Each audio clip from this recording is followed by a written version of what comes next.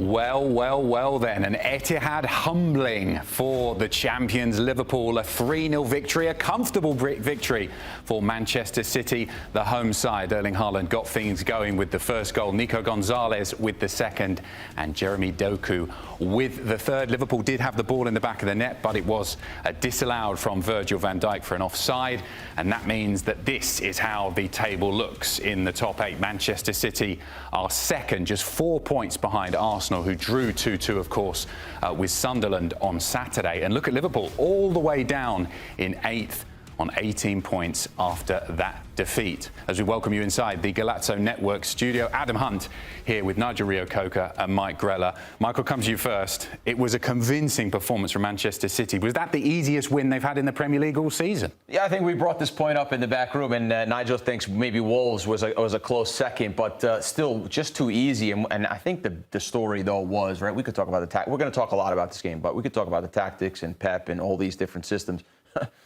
Liverpool doesn't have Haaland, and Liverpool doesn't have Doku. It was a Doku show today. I think it was he played at a level that you don't see very often from anyone, including himself, and he was just on fire. Take the goal away, by the way. It's just every time he touched the ball, he had made Liverpool shift over in ways that they didn't want to shift, open up space for other players, and it was just dangerous from start to finish, the pace, the change of gears. Fun to watch today from Man City. Nigel, often in these kind of games where both teams play well, it's a battle royale, really hard fought. But here it was one team who showed up and played well, and the other team barely got on the pitch. Yeah, I think there was a lot more confidence and belief from Manchester City, and I'll probably use the word determination to win this game today, because they know how big this game is. And for a Premier League title race, it was a massive win for them. Liverpool and Manchester City started like a chess match early on in that game and what was going on and feeling each other out. But Manchester City had more control. They controlled the midfield more so in that first half, which controlled the game. Liverpool's perspective, sloppy. Sloppy is the word that comes to mind today. When you look at them into that final third, the wrong decisions were being made. They just weren't connecting the passes. It wasn't as free-flowing. And then people criticise the likes of Florian Wirtz again and, you know, probably... what's his name? Gravenberch. He was sloppy. McAllister in midfield as well. Ekitike didn't really get into the game, but he didn't have no service because Liverpool didn't control that midfield area. Mo Salah very quiet. Mo Salah again was very quiet. It wasn't a great performance by Liverpool. Take nothing away from Manchester City. They deserve to win today. They were by far the better side. All season, Grella, it's been the Erling Haaland show for Manchester City. He did get his goal and he played well, but the man of the match for Manchester City was Jeremy Doku. He was superb. Yeah, Jeremy Doku for sure was the man of the match. This is his heat map here, but he was unplayable. And I think the big conversation coming into this season for Man City and Pep was, you have to let these players express themselves a little bit more. You have to give them a little bit more freedom to play. And he is just playing with a ton of freedom. He's enjoying himself tonight. Successful dribbles, 7 of 8 successful dribbles is incredible because of what he brings also on these dribbles. They're threatening dribbles. They're not dribbles going sideways and backwards. These are dribbles where he's actually hurting Liverpool, and he made the difference tonight. The first goal obviously comes from Haaland as well. That unlocks Liverpool a little bit and makes them kind of come out of their shape a little bit more and go for the game, and then this guy just kills you. No, just quickly, I covered Doku a lot in his first season at Manchester City, and he did have promise. You saw what they were thinking, but he didn't always have it in terms of end product, and Grella picked it out there, that the successful dribbles. Now he's taken his game from maybe an 8 out of 10 to a 10 out of 10 in terms of that end product. Maturity and discipline. That's what we're seeing from Jeremy Doku right now. It's a maturity in his performance and a more disciplined Jeremy Doku, knowing where to pick up the balls, where to be dangerous and where to impact the game. Yes, all the headline has been about Erling Haaland, as many selfish goal scorers would be. It's always about the goal scorer. It's always about the goal scorer. No. Jeremy Doku, for me, has been the player for Manchester City this season. He's been consistent with his performances, and he has been the main man for them in every single one of their games so far this City. And the way he's playing now, like Grella said, he's taking his game to another level. The difference I see now is there's a lot more maturity in his performance. There's a saying when we were younger, run around like a headless chicken, not knowing how to affect the game. He now is playing at a high level of that 1% of footballers where can I get the ball? Where am I going to be most effective when I can get the ball to impact the game? And he impacted the game, especially in that first half, all down that left-hand side. Every time he got that ball, Liverpool had to double up on him. He was making something happen, and then he takes his goal in the second half brilliantly well. Great solo effort. It's a level of maturity where I'm going to make sure everyone remembers my name, by being impactful in what I have to do. The second goal comes from him being out wide, right? And Liverpool having to shift over, having to constantly double him, having to constantly slide their back line over, and then it becomes an easy shot for Nico Gonzalez at the top of the box. Yeah. The third goal, by the way, you say, okay, why is Konate not tighter? Well, because if you get any tighter, he can spin you, he can lose you in a second. So with quick players, especially talented players like Doku, you have to give space. So you give that little bit of space, you're damned if you do, you're damned if you don't. He didn't get close enough, boom. And then he showed a little bit of quality with the shot. We just moved to the full 22 here, 11v11. And a couple things I wanted to point out that I saw in the game. Number one, and I think this is a major talking point for me, the big change that Pep's made from last season to this season. Once they got the goal from Haaland, by the way, Konate was tight, but just not tight enough. That's the level of Haaland, his positioning and his physical strength, getting that first goal. But once he got the goal, once Man City got the goal, their average line was something like this, right? Ignore the arrow. But their average line was something like this. In years past, it was here. They were here at the midfield line. And there was moments in the game where they got caught this high as well. But the recoveries were fantastic from all these players here. From all these players here, fantastic recoveries. Foden was caught in these positions of the field, constantly making plays. And it's just, for me, an obvious fundamental of the game. When you're winning the game, you sit in just for periods of the game, and then you can hit on the counter. It made Doku more effective on the counter. And then another thing that I like to note is these players are never on the same line. This is a big Pep Guardiola thing. These players can never play on the same line. Obviously, they're there in this example, but Doku was coming inside here. Yep. Cherokee was coming inside here, which allows space for the fullbacks to come forward. And what's very unique to Pep is when these guys are wide, where they caused a lot of the danger, then these guys come inside and they create five in the midfield right here. And Nige, City have looked a lot more solid. I think one of the detractions really from the performances last season was they kept getting caught out at the back. That doesn't seem to be happening quite as much this season. Is that because of some changes in Pep's tactics? I think for me, there was a different level of it. When you talk about this game, you're talking about Manchester City versus Liverpool. They're both chasing Arsenal right now, who have set the standards. But what Grella... They both needed a win, didn't they? They both needed a win. And for me, I just felt that City were a lot more aggressive, more in tune into the game, winning the first and second balls, and a lot more direct in their play and clinical. And again, Doku was the star man. Grella makes a great point. What they know is they're coming up against a Florian Wirtz. Florian Wirtz right now has been struggling at the moment in Liverpool, more so in the Premier League than playing in Champions League football. They were compact. You talk about being organised. Being organised means your back line is close and in line with your midfield, that there's no space or no pockets of space for the likes of Florian Wirtz, Szoboszlai to get involved and affect the game. And that is what they did so well. They stayed compact throughout the lines, where it was very difficult for Liverpool to get any kind of play. So even into the second half, that they had to change, where Kitike went out to the left a bit, and they had to try and push Szoboszlai down the middle along Florian Wirtz. You don't want Florian Wirtz to be getting the ball in that middle of that pitch there, in open space and time, because he will hurt you. And again, it just goes to the lack of flow and connection in that Liverpool performance today from the whole final third and the front three. Grella, from Arne Slot's perspective on the touchline with the team that he picked today, where were the mistakes made tactically? What did he get wrong? I just think there was not too many mistakes that he made tactically to start the football match. Once Haaland gets the first goal, then they come out of their shape a little bit more and get a little bit unorganized. They also have to shift, like we said earlier, they have to shift more to Doku, because Doku was torching Bradley. Bradley, who had a fantastic game, by the way, against Mbappe, against Vinny Jr., against Real Madrid, couldn't handle Doku today. That's how good Doku was today. It was an all-time performance from him. But I thought what was interesting in the second half, when Arne Slot was forced to say, hey, we need to make a change. We need to come back into this game because we need to get these 3 points and we need a better performance. He took Iketika here and he moved him out here. And then he asked Szoboszlai to play as the number 9 up here.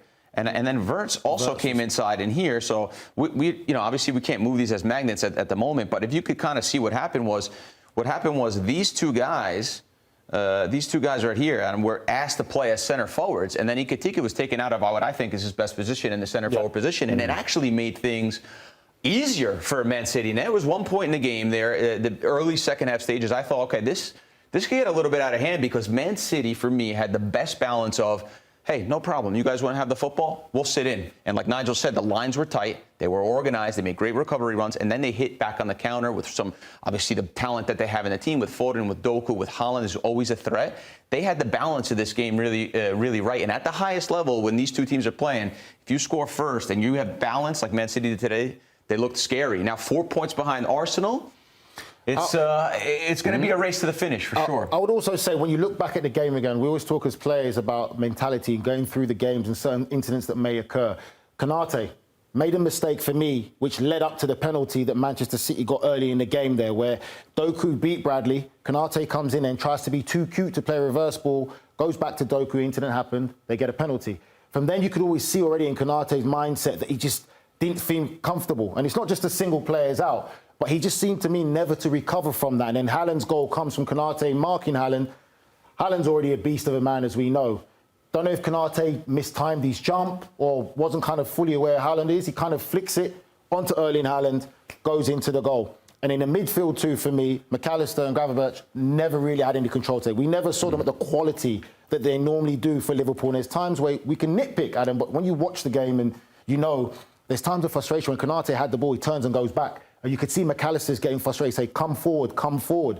And I think that negative spiral kind of creeped in a bit in Liverpool's performance. And I think it's interesting, isn't it, the impact that they had. And you mentioned that against Real Madrid, and it just didn't work against Manchester City today. Grella, we've got to talk about Mo Salah. Once again, huge game. We've seen it in the past in his career. He turns up for occasions like this. But today, he was absent, didn't really do anything. I'm going to take your words, actually, that I heard, because I really like it. Just off the pace, right? It doesn't look like the threat that he normally is. And obviously, pace has a lot to do with that. But O'Reilly, the job he did, Foden comes back and doubles down on him a few times. And he just never found his groove. And normally, he strikes fear, especially when he lines you up and he's coming to you with pace and he kind of trying to wrong foot you.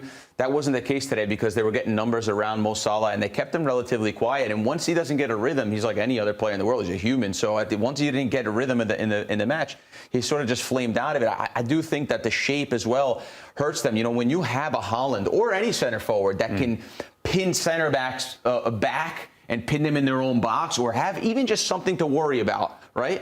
Then that makes the wingers more effective. When they went with Szoboszlai and Wirtz in the midfield, the center backs had nothing to do, so they were able to slide easier and come out easier and be more aggressive onto Salah and onto Iketika that were wide, because there was no fear from the central position. So I just thought that was a strange adjustment from Liverpool. It did feel weird. It felt weird that Liverpool didn't have a focal point. And then sometimes we can maybe be overcritical. And my only little defence to Iketika is he didn't get the service. He didn't get the service because Liverpool didn't control the game enough in midfield and provide him the service so he could say, OK, the balls are bouncing off him. They were always playing catch-up in that game for me today, Liverpool. Weren't getting the passes, weren't connecting it. It's hard to really criticise Arne Slot, I would say, for his team selection because that is probably his best team and strongest side. But you've got to give credit to Manchester City for me. I felt that they were the better side, deserved to win today. And maybe also Liverpool have got so used to Salah being able to find a bit of magic in a game like this and turn the game, and he's not doing that. OK, well, there's things we can point out with that as well. Doku, for me, was doing what Luis Diaz used to do for Liverpool last year. You talk about the element of getting the ball as a player and being able to carry the ball and carry your team higher up. Liverpool don't have that right now. Mo Salah is a different dribbler. Florian Wirtz is not a dribbler. Luis Diaz is a big miss from Liverpool from last year, what he did for them, to now this year where they don't have that. And what he's still doing for Bayern. He's playing superbly. Yeah. Again, and the conversation's Trent Alexander-Arnold. People criticise him defensively for how he's defensively a liability for Liverpool. But what he could do was turn on them and play a ball exactly on the dime where it needed to be. His pass and range of passing is being missed now from this Liverpool side. And if they have that quality and that aspect of him, be some phenomenal. We've got loads of comments coming in on YouTube. Keep them coming in for the guys. We can go to the first one. The quad is on, says Greg Arazi there. Manchester City could potentially win the quadruple. Whoa, I mean, I think slow your roll. I was going to say at the start of the season this would have seemed an absolutely ridiculous suggestion, but it does look like in the last week or so they were brilliant against Borussia Dortmund. They are trending in the right direction. And I'll tell you why this is a possibility. Yeah, okay, we do have to pump the brakes. It's one game. They still have 4 points away from an Arsenal side that's very good. Champions League is never easy. We understand that. But I'll tell you why it is, and this is admirable, and this is something that he deserves a lot of credit for, is Pep Guardiola. Pep Guardiola took some humble pie, took his medicine when he didn't really want to, and said, okay, look, when we don't have the football, when we don't have control of games, there's little 10, 15-minute gaps of games where we, the great Manchester City, we're going to have to sit in a little bit. They were deep. They were deep against when they played Arsenal. They were deep today in moments of the match. They protected themselves. And football goes back to the simplicity. Yeah, there's going to always move in a different trend. There's going to be different formations, different players, different ways to view the game. But it will always be that when you have a lead, you are going to sit in tight lines and always try to see what you can get on the other end, have the other team come to you. And once Man City has figured out this balance, which they did today, they made the game so easy. We start this show today saying that might have been the easiest game they played. You know why? Because when they didn't have the football and because when they had the lead, they said, okay, let's sit in 10 more yards, 20 more yards. Let's let them have it. Let's see if they can break us down. Let them make 30, 40 passes side to side before they break us down. Whereas last year, they were high, they were pressing the football when they didn't need to, and one ball was beating them, two balls was beating them, a la Hansi Flick in Barcelona, right? So Pep Guardiola looked at this and said, we need to change this. If we want to be competitive, if we want to have the quad is on, we have to change this back line. Nice. Why did you came straight out and said, hold your horses, no way? Champions League's not a given. There's other better teams, more balanced than Manchester City. Great, step in the right direction. We need to see more consistent, balanced performance like this today from Manchester City. Not the fact that it's just against Liverpool that they turn it on. There's going to be a lot more twists and turns in this Premier League title race. There's more teams that can beat anyone on their given day. You look at where Chelsea are right now, their young side, and how inconsistent it can be. You look at Tottenham, Manchester United. There's so many teams that can affect this Premier League title race, but I just don't think that the quad is definitely on. Well, our viewers on YouTube, we've done a poll. They think the Premier League title's already in the bag. 63% thinking that Manchester City are going to win it. A little bit of recency bias here. What Arsenal a difference a lead week the way, makes. 31%, Chelsea 3%, other 3%. I'd love to know who else they might have suggested there. Listen, Arsenal are still the lead in the title race for me in the Premier League title. Arsenal are still the number one team to beat. Okay, but we have seen it in the past. Manchester City, under Pep Guardiola, have done this, where they've started slowly. They get themselves into that situation as we get towards Christmas, the new year, and then the juggernaut gets going, doesn't it? And they win the league by a street. We have seen it before, Greta. So Pep has said it himself, right? Yes, Arsenal look invincible right now. They look like the team to beat. There's a long way to go. That's just the reality of it. So I still think that Pep's given Arsenal the respect that they deserve, and they should be still considered as the favourites. There is a long way to go. But Manchester City have to still keep up that pressure as well. One small fact. These guys have done it before. These guys haven't. That's a big deal. You know what it's like in anything you do in life. If you don't have the experience of actually crossing the line and finishing it, it can become difficult. And 4 points is not even a gap to note, really, in a Premier League race where all the teams are of high caliber and high talent. Anyone could beat anyone on the day. A long way to go, but Man City have been there before, and it seems to me like the major weaknesses from last season, Pep has figured them out. I do feel, at least so far from Arsenal, they do look like they have learned some of the lessons where they failed in recent seasons trying to win the Premier League. We were speaking about Salah and the performance that he gave, not really giving too much going forward. Edmund Wobble, which is a great name, has come in. Credit has to go to O'Reilly. He had Salah in his pocket the whole game. I know it wasn't Salah at his best, but O'Reilly did keep him quiet. O'Reilly's been playing fantastically well. He's got called up to the England national team, deservedly so. He's stepped up to the plate.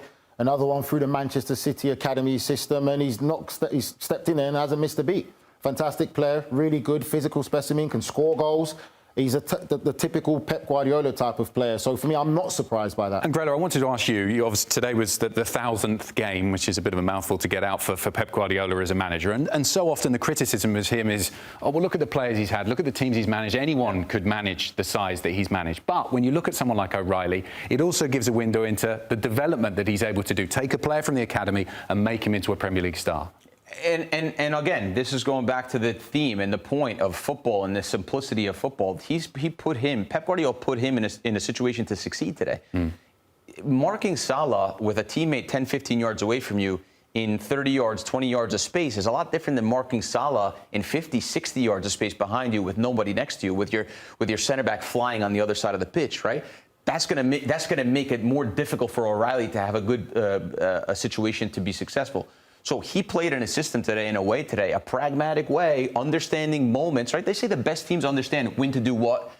Man City did that today, and then obviously he executed on the day. Anytime you could get close to Salah, he made it very difficult for him and never let him have space, never let him have time. Once Mo Salah gets ahead of steam, it becomes very difficult to take him, to stop him, but never let him get going in the match. So credit to O'Reilly for sure. Well, we always say this as well with football, that sometimes your words can come and haunt you, right? I wonder if Manchester City played the way that Arne Slot wanted them to play today. Like with Arne Slot and all the comments he's been making about how teams play against his Liverpool side. So I wonder if Manchester City played how he wanted them to play. Great stuff, guys. It's been really interesting to break down the game. It was Manchester City who were the performers on the day, winning 3-0 against Liverpool at the Etihad. Don't forget, our Serie A coverage is continuing here across the CBS network. It's Roma who are currently leading in the second half, 2-0 over Udinese. And then we've got the big game, Inter Milan. If they win it over Lazio and go back to the top of Serie A, coverage begins with our team at 2 p.m. Eastern on Paramount+. We will see you for that here on Golazo Network.